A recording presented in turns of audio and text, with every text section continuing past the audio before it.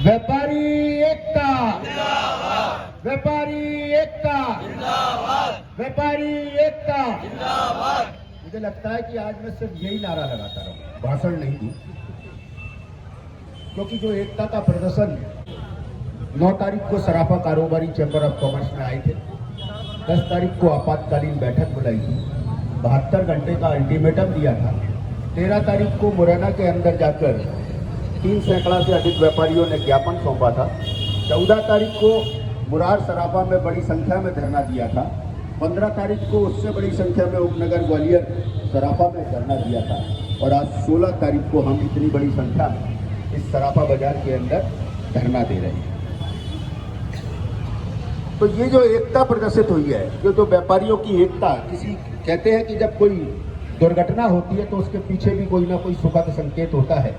ये घटनाएं जो हुई हैं बहुत बड़ी हैं, लेकिन एक ये व्यापारियों की एकता जो प्रदर्शित हो रही है, उसमें चाहे सराफा कारोबारी हो, चाहे कपड़े के कारोबारी हो, चाहे सैनिटरी के कारोबारी हो, चाहे मशीनरी के कारोबारी हो, या शहर के अंदर विभिन्न व्यवसाय करने वाले कारोबारी आज यहाँ उपस्थित दिख रहे हैं, ये बड़ा सुखद संकेत है। और ऐसी उपस्थिति में आज यहाँ जो जिनके नेतृत्व में जिस संगठन के नेतृत्व में जहाँ धरना चल रहा है, सराफा संघ के अध्यक्ष श्री पुरुषोत्तम जैन साहब, श्री संजय गोयल जी, चैम्बर ऑफ कॉमर्स के मेरे साथी पदाधिकारीगण, उपाध्यक्ष डॉक्टर राकेश अग्रवाल जी, मानसेवी सचिव श्री दीपक अग्रवाल जी, कोषाध्यक्ष श्री संदीप नारायण अग्रवाल जी, चैम्बर ऑफ कॉमर्स के पूर्व उपाध्यक्ष माननीय श्री पारस जैन साहब, ग्वालियर सराफा के जवाहर जैन साहब, अभिषेक गोयल जी, और यहाँ कार्यकारिणी सदस्यगण जिनको मैं देख पा रहा हूँ, श्री रोशन गावरा जी, संजय अग्रवाल जी, नंदकिशोर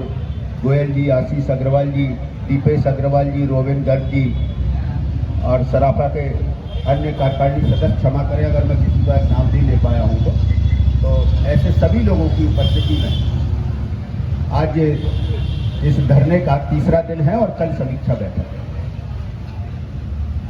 जिस दिन हमने ये आंदोलन की रूपरेखा तय की थी, आप विश्वास मानिए कि ये उम्मीद नहीं थी कि ये आंदोलन इतनी जल्दी इस चरम पे पहुंचेगा और सफलताएं भी अर्जित करने लगेगा। मैं इस बात से थोड़ा सा विमत रखता हूं, पारस जैन साहब से क्षमा चाहूंगा कि पुलिस पर हमारा दबाव नहीं है, या पुलिस काम नहीं कर रही है, या चैम्बर की ताकत को वो कम आंक रहे हैं। चैम्बर ने जब ये आंदोलन किया था तो मुरैना के व्यापारी अतुल गुप्ता के साथ जो लूट हुई थी वो एक कारण था, ग्वालियर के व्यापारी राहुल गोयल के साथ मुरैना में जो लूट हुई थी दूसरा वह कारण था, ग्वालियर मोहना के व्यापारी के साथ जो लूट हुई थी तीसरा वह कारण था। इत्तफाकन तीनों सराफा कारोबारी थे। और उसके बाद चौथा कारण हमने जोड़ा था जब ताल बाजार के एक व्यवसायी के साथ मिर्ची झोंककर लूट हुई थी, लूट करने का प्रयास किया गया था। 4 कारण थे। मुझे ये बताते हुए अत्यंत प्रसन्नता हो रही है कि पहला कारण मुरैना में जो व्यापारी के साथ अतुल गुप्ता के साथ लूट हुई थी, पूरा मसरूका जब्त हो चुका है और अपराधी गिरफ्तार हो चुके। दूसरा कारण जो मोहना में लूट हुई थी, 12 लाख रुपए की लूट हुई थी, FIR 5 लाख रुपए की लिखी गई थी।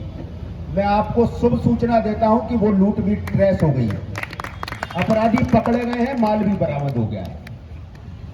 और पूरा जो 12 लाख रुपए की लूट हुई थी वो 12 लाख रुपए का पुलिस मसरूका बरामद करने के प्रयास में लगी, जबकि FIR 5 लाख रुपए की। मिर्ची झोंककर जिस व्यापारी को लूटा गया था उसके भी सारे अपराधी पकड़े गए। और मुझे पूरा विश्वास है, मैं पूरे दृढ़ विश्वास से कह रहा हूं कि कल जब हम समीक्षा बैठक करेंगे तो जो राहुल गोयल के साथ लूट हुई है उसकी भी सफलता मना रहे होंगे, ऐसा मेरा विश्वास है। ये चैम्बर का आंदोलन था, ये व्यापारियों का आंदोलन था, और आंदोलन का परिणाम यह था कि गृह मंत्रालय ने भी ट्वीट करके इसके ऊपर चिंता जाहिर की।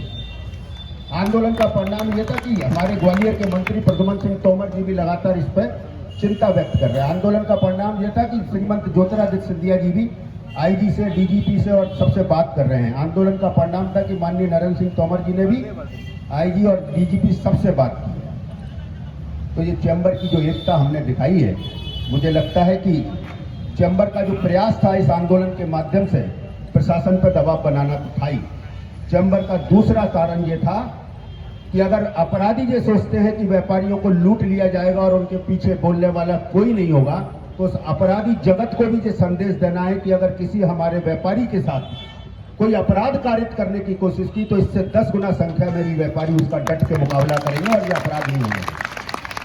मुझे लगता है ये संदेश देने में हम कामयाब हुए और इसकी सफलता का जश्न भी हम उतने ही अच्छे से मनाएंगे जिससे उन अपराधियों को जो सबक आ जाए कि ग्वालियर की तरफ, ग्वालियर चंबल संभाग की तरफ देखना बंद कर दो, जहां चैम्बर ऑफ कॉमर्स जैसे संगठन सक्रिय है। एक बात और अपील मैं उनसे करना चाहता हूं कि आज सराफे की तीनों लूट थी और सराफे की लूट में आप लोगों ने जिस बढ़ चढ़ के हिस्सा लिया है, भगवान ना करे कभी किसी और व्यापार वाले के साथ कोई अपराध घटित हो। जिस तरह से दूसरे व्यापार के लोग आपके साथ जुड़े हुए हैं, जब कभी भी अगर आवश्यकता पड़ी तो आपकी भी उपस्थिति उतनी ही दिखना चाहिए और यही एकता का सूत्र हमारे को सुरक्षित करेगा। कानून से बड़ी ताकत, हम चूंकि कानून मानने वाले हैं, नियम से काम करने वाले हैं, तो जो एकता की ताकत है मुझे लगता है वो सबसे बड़ी ताकत है और ये हमें बना के रखनी है। संगठनों में आपस में एकता होनी चाहिए, संगठनों में एकजुटता होनी चाहिए और वो काम हम सबको मिलकर करना। और जब हम वो सब मिलकर करेंगे तो आगे ये केवल एकता अपराधियों से या अपराध कर दे और उनको हम लूट को ट्रेस करा दे, केवल इसके लिए नहीं है। ये तो इसका एक सबसे छोटा काम है। ये एकता इस बात के लिए भी आनी चाहिए कि ग्वालियर शहर का अंदर, ग्वालियर चंबल संभाग में व्यापार और उद्योग के क्षेत्र में आर्थिक क्रांति कैसे है, आर्थिक प्रगति कैसे है। क्योंकि हम केवल जब हमारे साथ कोई घटना हो जाए और सक्रिय हो जाए और फिर अपने काम में लग जाए, इससे आगे नहीं बढ़ने वाले। आगे बढ़ने वाले हैं कि हम सुरक्षित रहें और सुरक्षित रह के अगर हमको व्यापार को बढ़ाने में, हमारे युवाओं को आगे लाने में, उद्योगों को बढ़ाने में अगर हमारे योगदान की जरूरत है तो हम सबको उतना योगदान देना चाहिए। और ये एकता तभी, जो आप चूंकि सराफे का काम करते हैं, जवाहरत का काम करते हैं, हीरे बेचते हैं, पारस भाई साहब कह रहे थे कि मैं तो उसी माला का एक मोती हूँ। आप मोती तो है लेकिन पारस है, अंतर है। प्रवीण और पारस में अंतर है। प्रवीण केवल नाम का प्रवीण है और पारस तो ये बड़ा अंतर है। तो जो आप काम करते हैं, ऐसी चमक पूरे ग्वालियर शहर के अंदर आनी चाहिए, ऐसी चमक पूरे ग्वालियर चंबल संभाग के अंदर आनी चाहिए। हर युवा के चेहरे पर खुशी होना चाहिए। ये चैम्बर का काम है। इसी के तारतम्य में कभी 18 और 19 को बड़ा programme, national vendors development programme, ये केवल उद्योग के लिए नहीं है। इसके अंदर आप व्यवसाय भी रजिस्ट्रेशन कराएं। इसके अंदर 2 दिन की कार्यशाला में युवा साथियों से कहना चाहूंगा कि अपनी अपनी दुकान छोड़कर ये दोनों दिन की कार्यशाला पूरी अटेंड करें। हो सकता है आपका कोई कार्यशाला में मन ना लगे, उसके बाद भी बैठे। आप 2 दिन के बाद ये जरूर कहेंगे कि जो हमने कार्यशाला जो अटेंड की है उससे हमें ये फायदा हुआ कि अब हम गवर्नमेंट की सप्लाई कैसे कर सकते हैं हमें मालूम पड़ गया। उससे हमें ये फायदा हुआ कि अगर हमें बड़ा प्रोजेक्ट लगाना है तो सिडबी हमें किस प्राइस पे, किस सस्ती दर पे लोन दे सकती है, ये हमें मालूम पड़ गया।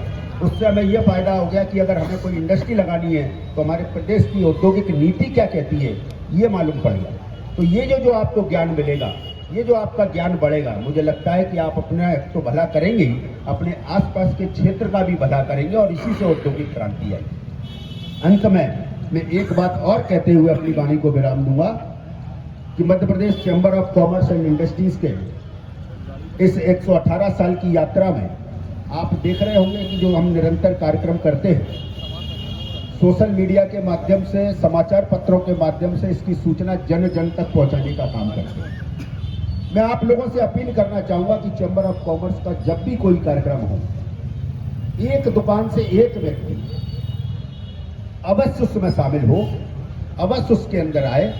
आप अपना भी भला करेंगे, चैम्बर की ताकत भी बढ़ाएंगे। और जो पारस भाई साहब कह रहे थे कि चैम्बर की जो हमारी व्यापारियों की ताकत को बढ़ाने की बात है, मुझे लगता है कि ये बढ़ाने में मील का पत्थर साबित होगा जब हम अपने छोटे छोटे कार्यक्रम में और 1500 लोग इकट्ठे हुआ करेंगे और जिला प्रशासन से जब फोन करके कहेंगे कि ये वाला काम अगर नहीं हुआ तो चैम्बर फिर इस पर आंदोलन पे जाएगा, तो मुझे लगता है फिर आंदोलन के लिए बैठना नहीं पड़ेगा, हमारा कहना ही काफी हो जाया करेगा, ऐसा मैं मानता हूँ। तो आप सब लोग उसमें जरूर पधारें।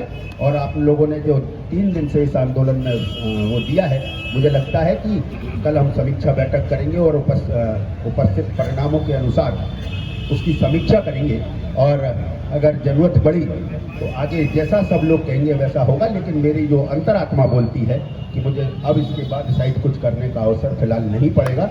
बहुत बहुत धन्यवाद। जय हिंद, जय भारत।